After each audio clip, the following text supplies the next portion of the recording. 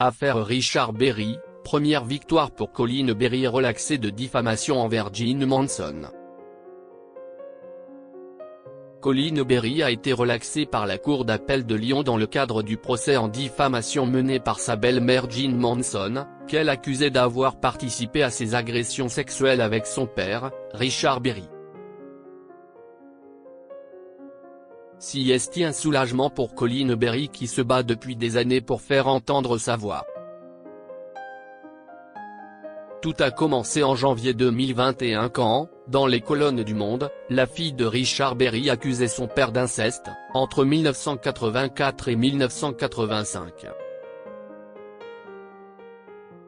Alors qu'elle avait porté plainte contre l'acteur pour viol et agression sexuelle sur mineurs de 15 ans par ascendant et corruption de mineurs. La cousine de Marie-Lou Berry accusait également sa belle-mère de l'époque, Jean Manson, d'avoir participé à ces agressions et jeux sexuels, au domicile de son père. Des accusations niées en bloc par le comédien mais également par la chanteuse américaine de 73 ans, qui a finalement porté plainte pour diffamation. Lors du premier procès, le 1er avril 2022, Colin Berry avait été condamné par le tribunal correctionnel d'Aurillac. La justice lui avait également demandé de payer une amende de 2 000 € ainsi que 20 000 € au titre du préjudice pour Jean Manson et 5 000 € pour les frais de justice. Une décision dont elle avait fait appel. Malheureusement, le 8 décembre 2022, sa condamnation a été confirmée en appel. Colin Berry est relaxé par la Cour d'appel de Lyon.